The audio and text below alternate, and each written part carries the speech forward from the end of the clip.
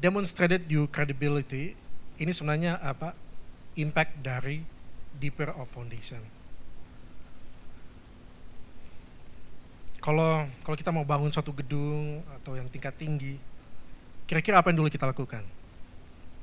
Pondasinya pasti akan kita make sure itu kuat.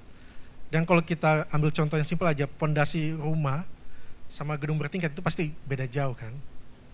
Semakin dalam suatu pondasi itu ditanam, itu pretty sure itu naiknya itu akan semakin besar. Jadi biasanya sebelum Tuhan mengangkat kita, itu benar-benar kita itu kayak dimurnikan, dibersihkan gitu.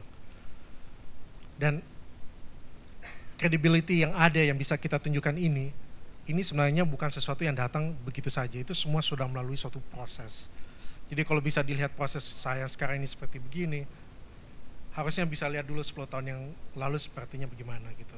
Ketika ada banyak cobaan yang saya alami waktu saya lulus dari kuliah, ketika ada banyak ya kebingungan lah yang saya tidak tahu apa yang harus saya lakukan. Saya cuma tahu bahwa saya harus percaya sama Tuhan. I know that someday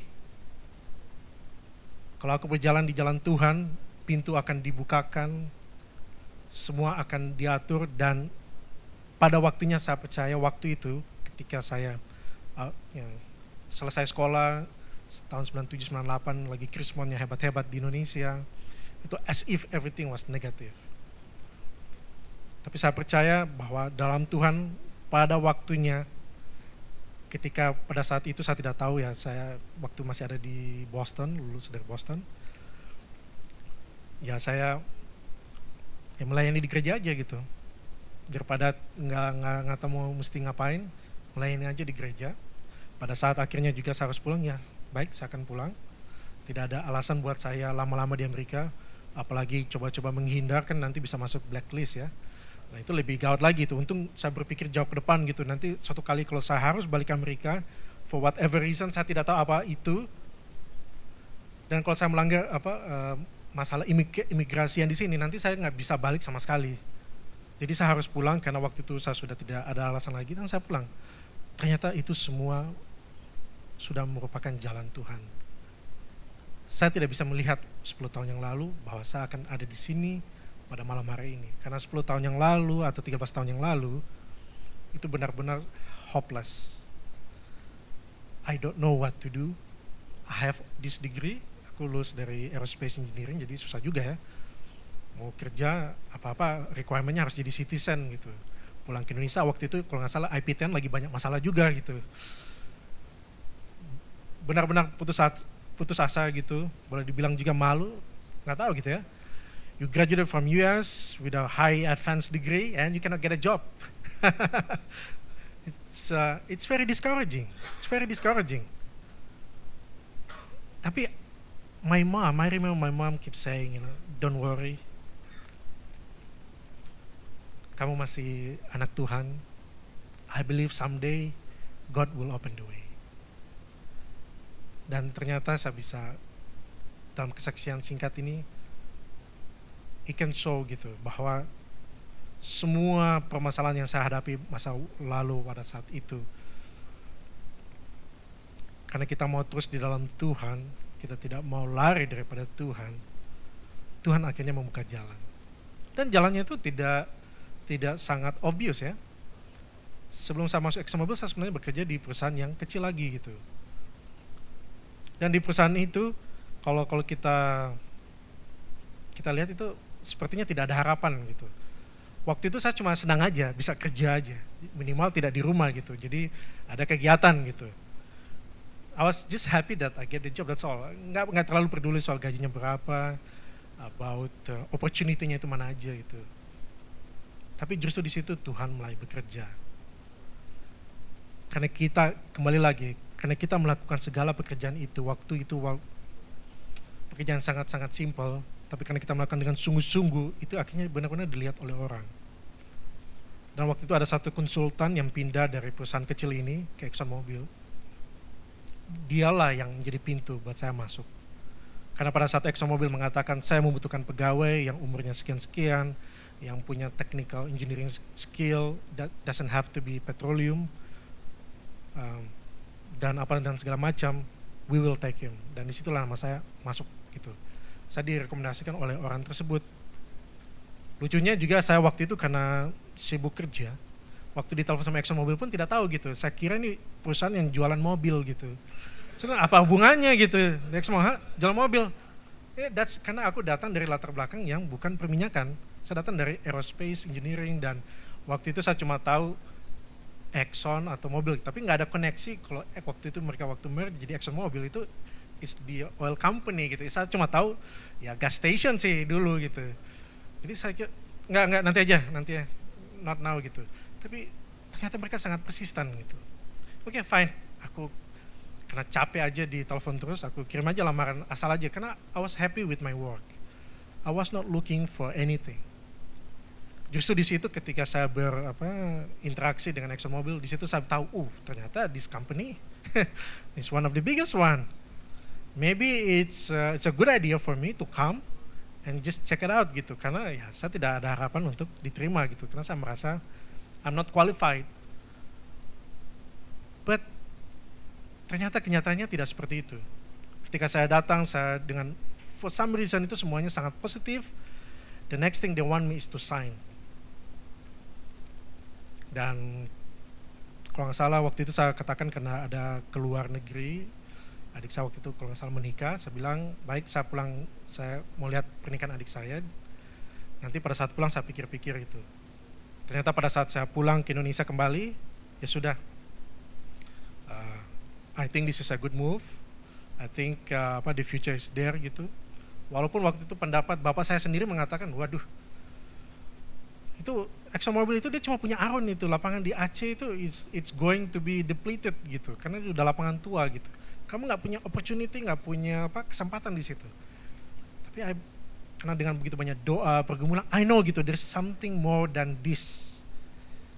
I cannot see, I cannot feel, but I can only believe. Karena aku percaya semua ini bukan suatu kebetulan gitu. Waktu itu hati kecil saya mengatakan, no, this is something that I don't want it to pass away.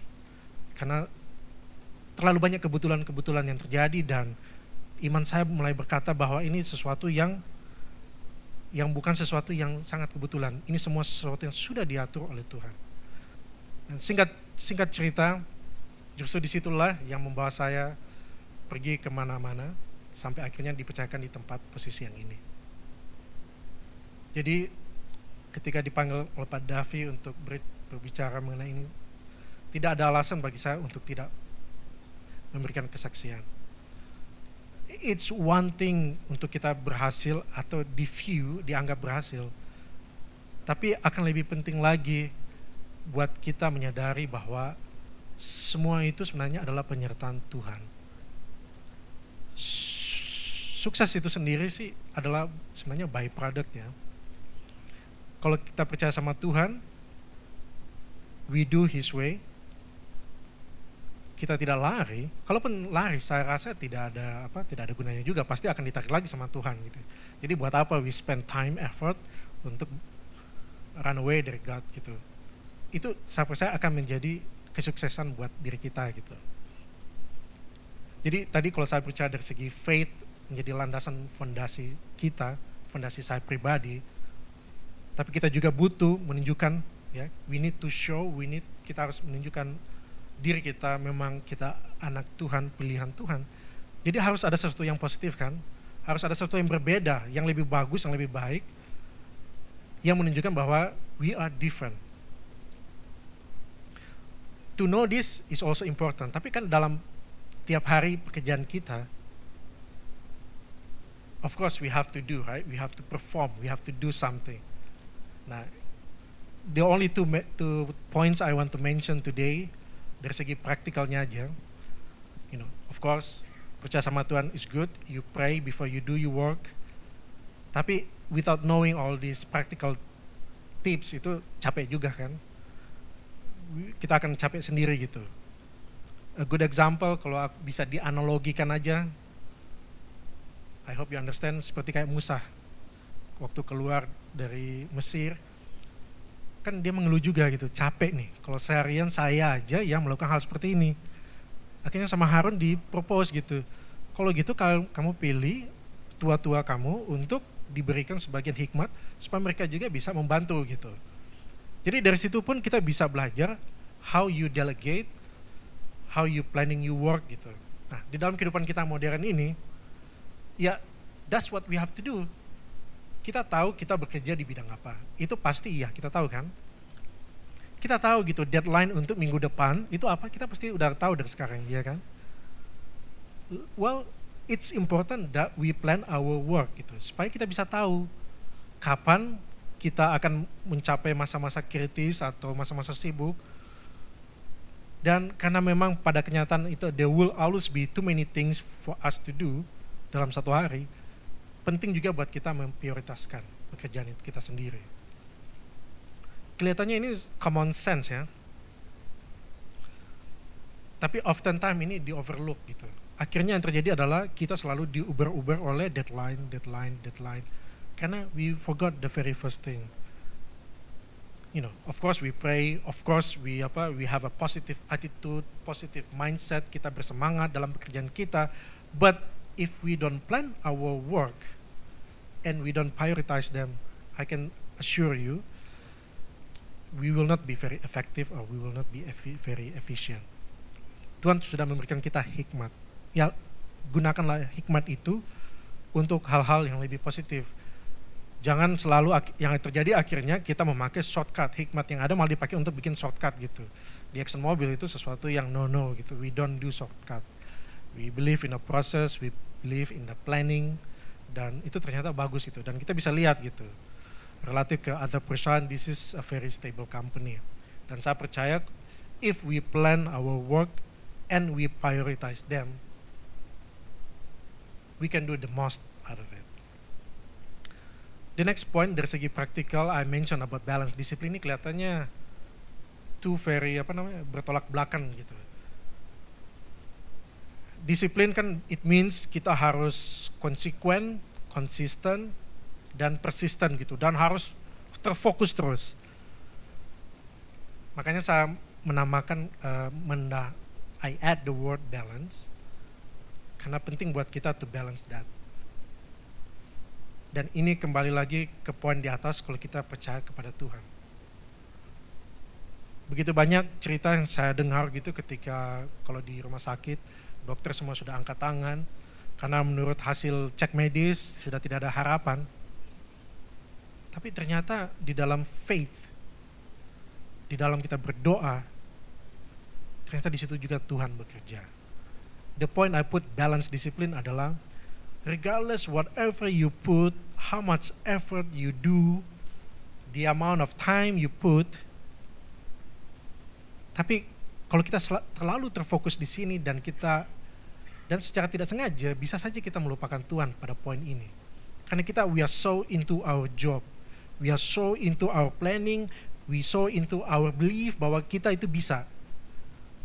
Tapi dengan balance, disiplin, kita memang betul kita kerja keras, kita fokus dalam kerjaan, tapi ada suatu saat, there are many things where we just have to come to God and say, Lord, I've done my best.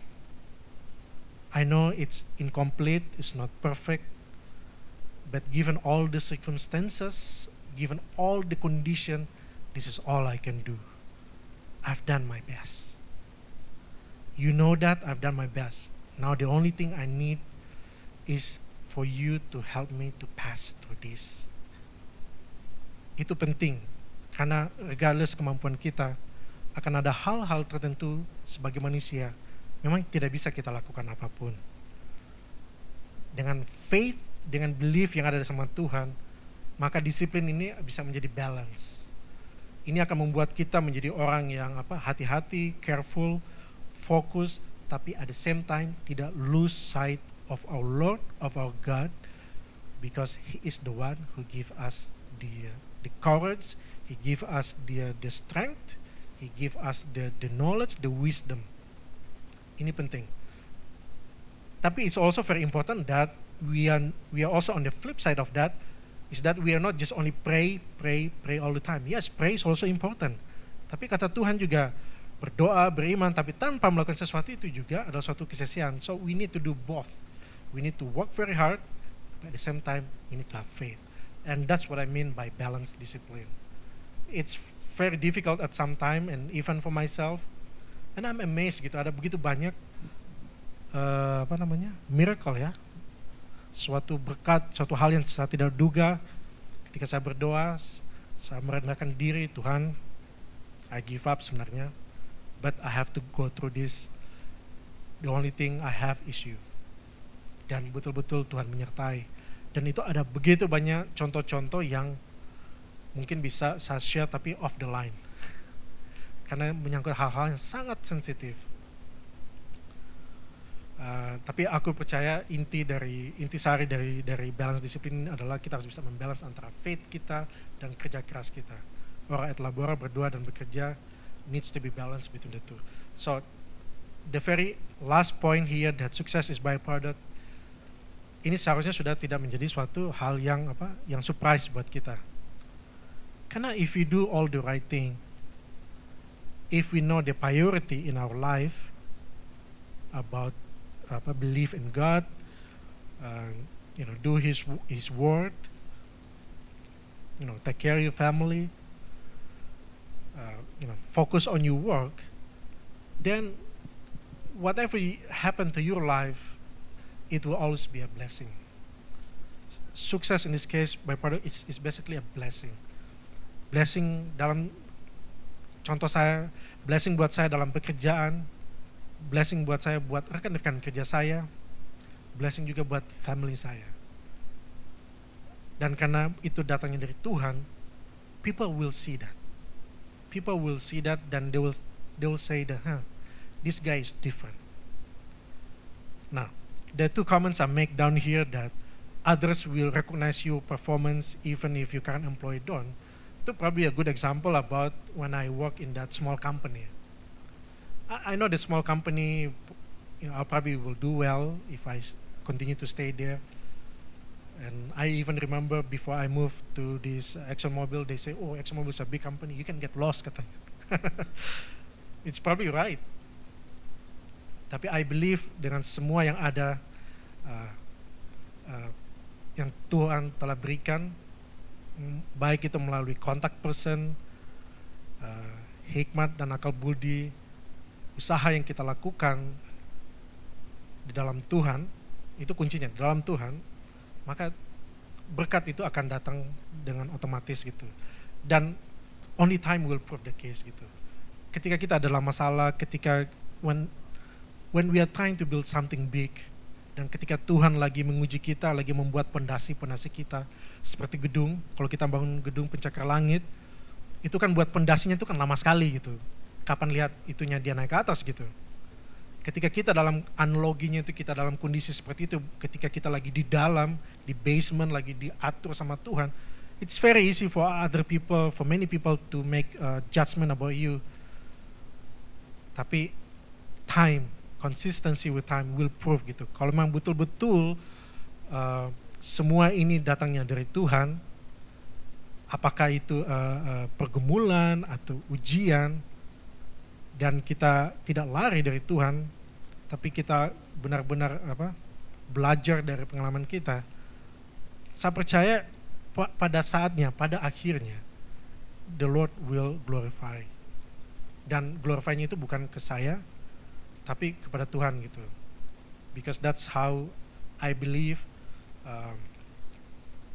that's happened to me. Sebagai conclusionnya maybe, kalau kita dalam konteks kita sekarang ini, it's very easy to say, I love Jesus Christ. Gampang buat kita untuk bersaksi gitu. Tapi ketika kita akan pergi, ketika aku ingat aku akan pergi dari Indonesia ke sini, dan ada beberapa announcement dengan rekan-rekan kerja kita yang lain yang kebetulan berbeda keyakinan, I know gitu deep down I have to mention that. I have to mention the Jesus Christ, the help. Karena tanpa Tuhan itu tidak mungkin saya bisa ke sini. Just impossible. Because of the semua yang ada dalam So in my speaker note, pada saat dikasih kesempatan, that's what I have to say first. I want to thank God, Lord Jesus Christ, for all the blessing that He has. And then you can see all the reaction tiba-tiba gitu. Karena tiba-tiba semua yang di situ, this guy is different. Yes, their opening statement aja kan udah berbeda gitu dan semua, ya gitu. I say, oh no, not with me. The three of them like that, I'm not. I have to mention that because if I don't mention that, I know gitu. Kalau kita malu mengakui Tuhan di depan semua orang, Tuhan juga akan malu mengakui kita. Jadi saat itu saya juga harus bayangkan, sudah jadi diaken juga, udah melayani, they know I'm Christian, but to say that it's very difficult, but I know I have to say that. Then I have to say, and you can see the reaction, everybody open up their eyes. Tapi di situ aku percaya pada saat itu nama Tuhan dimuliakan. Karena semuanya itu harus kita kembalikan kepada Tuhan. Semua berkat yang telah kita terima, kita harus bisa secara efektif menyalurkan itu buat sesama kita. Tanpa sebenarnya memandang bulu ya, latar belakangnya mereka apapun, mereka apakah dari religion atau dari suku atau dari nationality. We have to share that so that people know gitu who you are. It's true, I'm not perfect, nobody is perfect. Tapi whatever the good things yang telah Tuhan berikan buat kita, we have to use it. Dan semua itu demi kebesaran nama Tuhan. And that's basically conclude my sharing for tonight. Thank you for the IFGF for this opportunity. Amen.